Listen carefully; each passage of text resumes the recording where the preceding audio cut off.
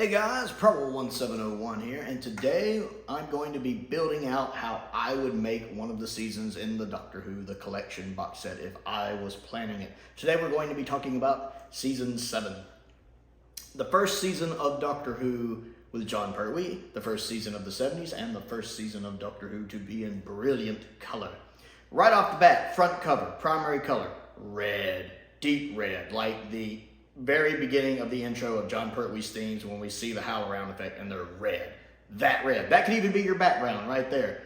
You know, much like how it changes colors over the course. At one point it looks inverted kind of like this, and then it switches to that kind of green color like this. You can have the Season 7 one, the way it starts out, just that deep, deep red.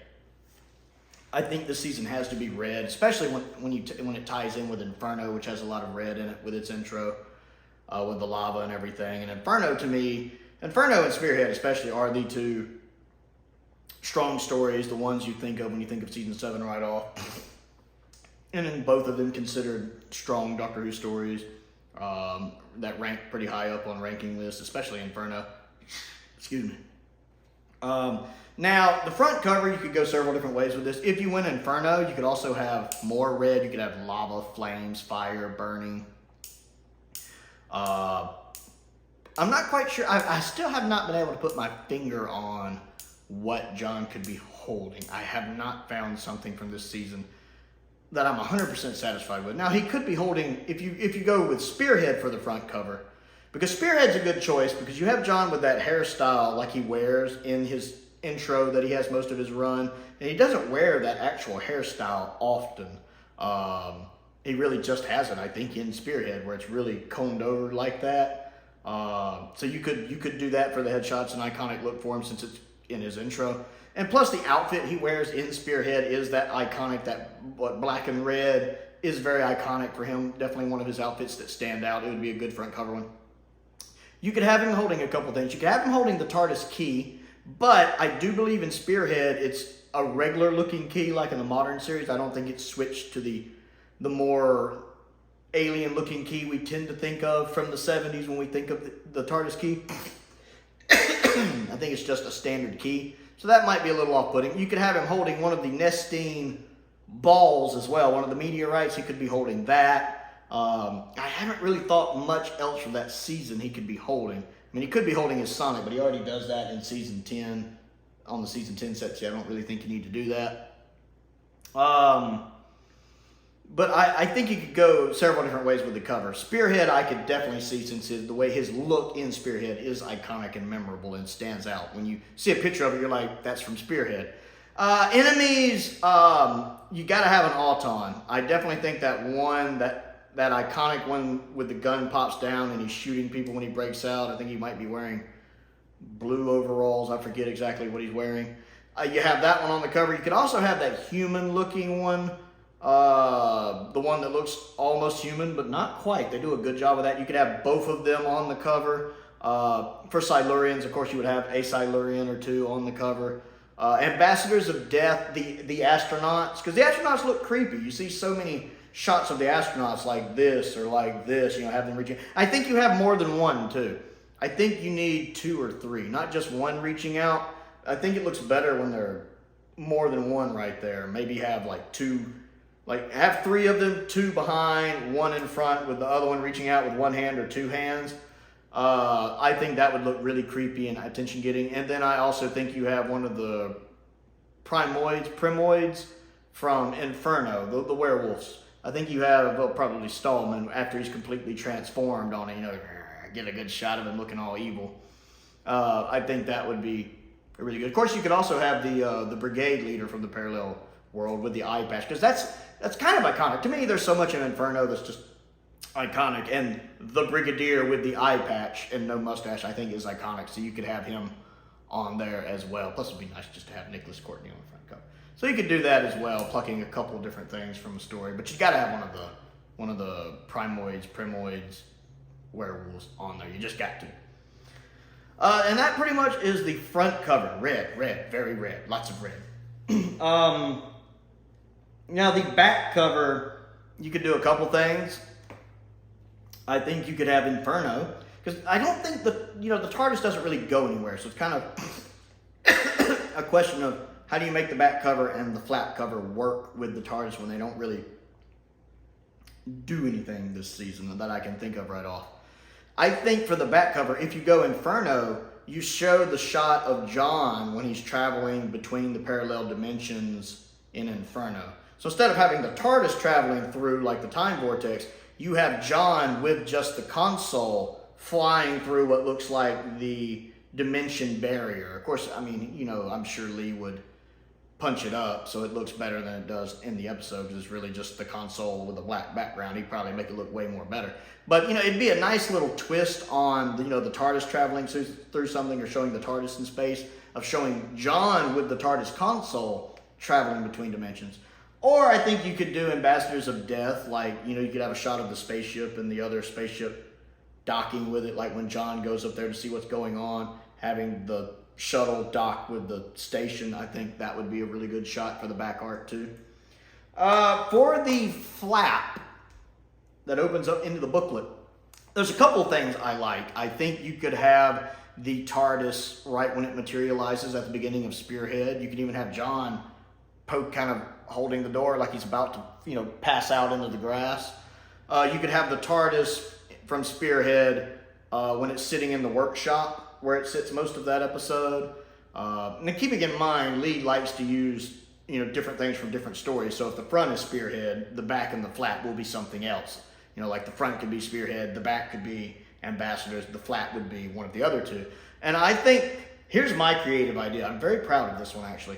Since I don't remember if we see the interior of the TARDIS at all in season 7. I do not recall seeing the interior of the TARDIS in season 7. So how do you do the interior of the TARDIS in the booklet when it opens up? Here's my idea. Have you ever noticed in Inferno when that little workshop area the Doctor is working on, where he has the TARDIS console and Betsy sitting there, the door that he uses his sonic to open and close looks a lot like the front of the TARDIS. It's a blue door with the windows in it. It actually looks like the front of the TARDIS. I think you make that blue door with the windows the flap. You make that the flap, and then when it opens up, instead of having the TARDIS interior, you have the workshop interior, complete with the TARDIS console. So you have the TARDIS console working there, and maybe Betsy sitting right here, and then the rest of the workshop right there. I think that would be a clever workaround. One, it would switch it up just a little. It'd be a nice little twist on it. Two, it makes sense for the story, because the TARDIS doesn't do much this season. We never see the inside of it this season, I think. I don't recall seeing it right off. So I think that would be a clever way to incorporate an aspect of season 7 into how they do these box sets, by having the outer flap be that blue door into the workshop, and then the inside be the inside of the workshop, because you even still have the TARDIS console there. Plus, it'd just be nice to have Betsy in there, wouldn't it? I want to see that. I want to see that. I really hope Lee Bynum does that. That would make my day. I would be over the moon. For the disc art, I think you need 7 or 8 discs for this one, even though it's only 4 stories, because of the restoration work. And a lot of times when they do restoration works, they like to put the DVD versions of stories on here too. I think for Spearhead, you just need 1 disc. I mean, Spearhead looks good. All of the 16 millimeter film elements survive. It's probably the best looking Classic Who story in terms of, how it can look. Being true HD. I have the special edition DVD. I've never actually got to see it on Blu-ray. I don't own the Blu-ray. It's on my wish list. But I've seen clips of it from YouTube, and it looks gorgeous. It looks absolutely gorgeous. I'm looking forward to that box set. So you have 1 disc for Spearhead. I think all of the other stories need at least 2 discs. 1, because Silurians, you're going to want 1 disc for all 7 of the restoration episodes, and then another disc for all 7 of probably the original DVD release, because they tend to do that. They tend to let us have the original versions and then the DVD release, like they did with season 8 and season 9. And so there'll probably be 2 discs for Silurian. Ambassadors of Death is the same way. Now, the original master tape for episode 1 does survive, actually. Matter of fact, it's the earliest surviving original master videotape. Some of the 60s stories do survive on their original 35 millimeter film canisters. There were about 10 or so, and I think about 7 or so survived that were originally filmed on 35 millimeter film, exported from a 625 line camera. I've talked about that before. But all of the others are the 16 millimeter telerecordings. None of the 60 stories are the original video masters. Ambassadors of Death is the first one episode 1 is the first video master that survives, with Day of the Daleks being the first full story where all the videos masters survive. So episode 1 will look good. The others, of course, 2 through 7 need a lot of restoration work. So you have the first disc, which has 1 through 7 on it, and then the second disc would have the original DVD releases of 2 through 7, with the original restorations on those. And then, of course, Inferno, I would go ahead and do 2 discs, even though, well, yeah, the 7 parts. Yeah, I would do 2 discs as well. I would do the remaster. I don't know how much of a remaster Inferno will get. I don't think it will get a from the ground up remaster, even though it deserves it, because they did so much restoring it for its special edition, like they did Claws.